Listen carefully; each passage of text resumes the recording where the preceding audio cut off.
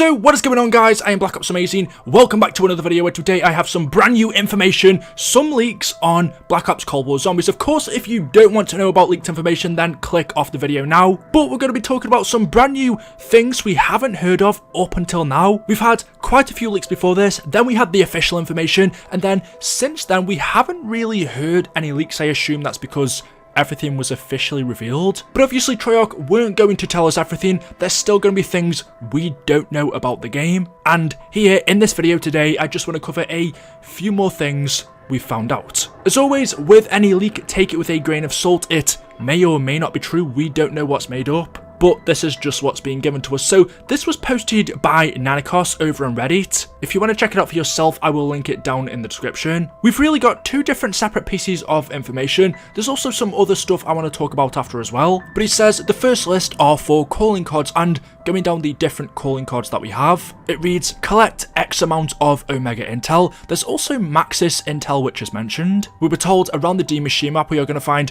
characters, maybe groups, pieces of intel that will give us information about the storyline that we're not going to get otherwise. There are going to be separate, I don't think you can call them side missions, but maybe quests that you can do as an option. If you want to learn more about the story, then that's up to you. You can collect these pieces of intel around the map. As the leak says, there is Maxis Intel or Omega Intel, and when you collect them, you will gain more information on the storyline. And that's also interesting because it mentions Maxis and Omega. The Omega Group is a mysterious Soviet-led organization which is hell-bent on researching the unexplained anomalies manifesting around the world. They are pretty much the bad guys. And then the other intel is the Maxis Intel, which I think is referring to Samantha Maxis. She is working with Weaver, who sends out another group called the Requiem team. But when it mentions Maxis Intel, I think that's the intel from Samantha Maxis, or Requiem, since she is working alongside them. So we can get intel from the bad group, Omega, and the good group,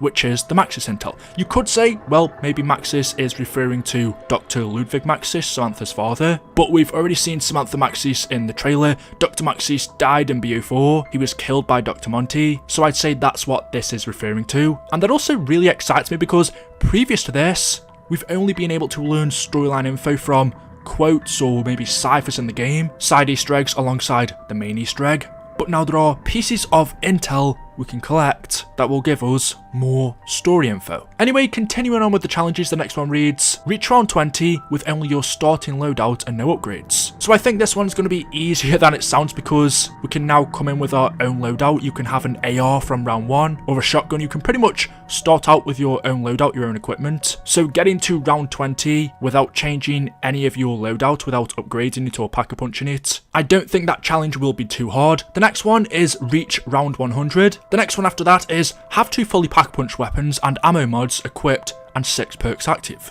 Treyarch said we can now have unlimited perks, but this challenge, in order to complete it, we have to have 6 perks active, which makes me think, is the maximum amount of perks you can get 6? Surely, being a challenge, you would want it to be as hard as possible, so it would have you get the maximum amount of perks, which I would have thought was more than 6, maybe around 7 or 8. This could just be for the challenge, or 6 perks is the maximum you can get. The next challenge is travel to every area in a single game. We can tell that the D machine map is going to be pretty big. It is the Nectar and Totem building combined with the outside, which looks massive, and there is an underground bunker as well. But I wouldn't have said going to every area in the map in one game would be too difficult. Anyway, moving on, the next challenge reads, kill a certain amount of enemies while slowed or frozen from frost damage. If I just quickly go back to some leaks we had quite a long time ago now, it mentioned we are having specialist weapons. There are 4 different ones. These are Healing Aura, Frost Blast, Ether Shroud, and Energy Bind. And then we have this new leak saying we have to kill a certain amount of enemies while slowed or frozen from frost damage. So could these specialist weapons, specifically the Frost Blast, be what freezes the zombies? Besides from that one leak that we had, the specialist weapons I don't think have actually been mentioned, at least not the names or what they do. We had specialists in BO4, those with the Ragnaroks or Takio's Katana, the Flamethrower, the Death Machine, so it's no surprise if new ones return in Black Ops Cold War Zombies. Getting back to the list, though, the next one is heal self or other players over 100 health a certain amount of times. That one's pretty self-explanatory. Get a certain amount of critical kills, kill a certain amount of enemies using a pack-a-punched weapon, and then the final challenge is earn X amount of multi-kills with equipment.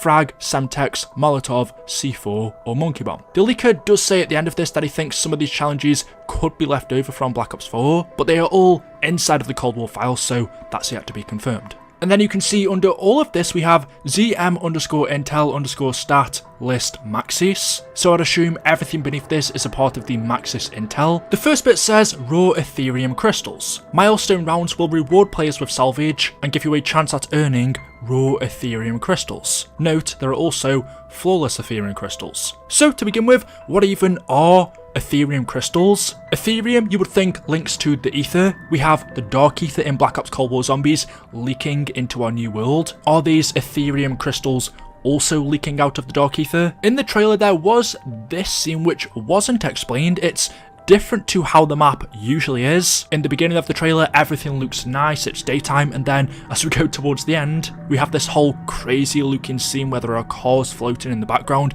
everything is purple. This could be when the Dark Ether has fully infected our new world. In the beginning, it's only little bits, and then towards the end, this is the state that the map gets in. But it mentions two different Ethereum Crystals, raw ones and flawless.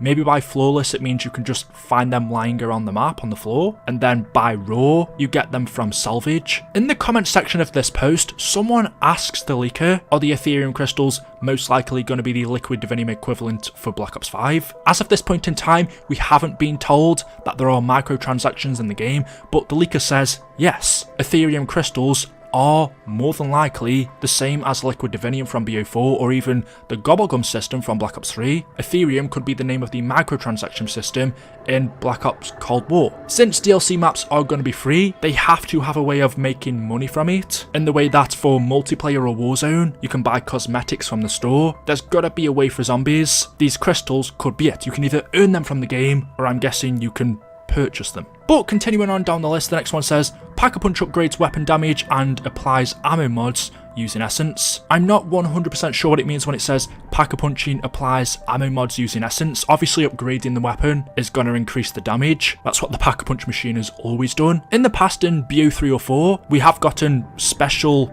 abilities or ammo mods, as it mentions. When you Pack-a-Punch more than once, you can get abilities such as Fireworks or Thunderwall turned. So maybe those are the ammo mods it's talking about. Things such as those abilities like Fireworks could be returning. Hopefully we get some new ones as well. It then says weapons with higher rarity deal more damage and have more attachments. We already know that we are getting different rarities of weapons. I think the best way to explain it is probably like Fortnite, where you can get uncommon weapons and then common, rare, epic and legendary, and then the higher up you go, the better the weapon is, so the more damage it gives and the more attachments it's got to make it better. The next one, which is intriguing, says Pack-a-Punch level of a weapon determines the cost to refill it at an ammo cache. So the first thing I would have to say is, what exactly is an ammo cache? A cache refers to something that is hidden or stored, but we haven't had an ammo cache in Zombies before. Whenever you want to purchase ammo, you go to the wall weapon. That's if you could buy it off the wall and then you purchase more ammo from it. If it's not available on the wall, then the only way to get ammo is from a max ammo drop. Otherwise, you just have to spin the box again. There's never been a certain place that you can go to, a perk machine, let's say, where you can purchase ammo for all weapons. If you take your minds back to World at War, I don't even know if a lot of you guys will remember this, but there was a perk called Ammo-matic that was supposed to be in the game, in which you could purchase ammo for any weapon. It was a perk machine. It was taken out because, well, if you think about it, it's kind of OP. The whole point of Zombies is if you've got a good weapon that you can't get off the wall, you are going to run out of ammo eventually, unless you keep getting max ammos. But I don't know about you guys, it kind of sounds like there is maybe a refill station where you can purchase ammo for any weapon, but it does say the higher level of Pack-a-Punch weapon you have, the more expensive it's going to be to purchase ammo. So could it be if you've got a common weapon that's not Pack-a-Punch, then it costs a few thousand, or if you've got a rare weapon that's Pack-a-Punch twice, it costs maybe 10,000 to purchase ammo, or a legendary weapon, if that's how the rarities work, that's Pack-a-Punched 3 times or 4 times, then it will cost 20 or 30,000 to purchase ammo. That's just an idea, but yeah, let me know what you guys think about that one in the comment section below. And then going on to the last two, it says crafting tables create equipment and support using salvage. We already know that there are items and support streaks that we can craft in the map and then use. And then finally,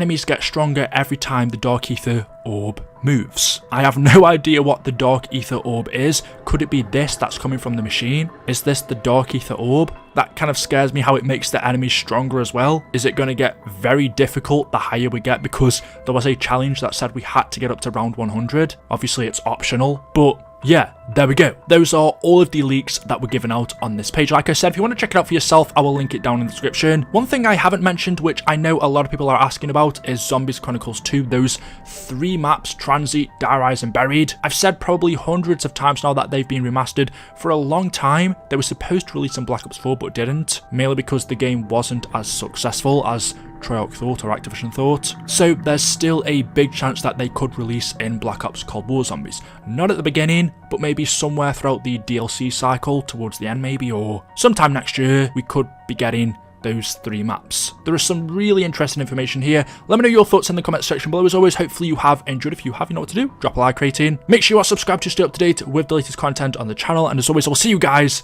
in the next video. Until then, goodbye.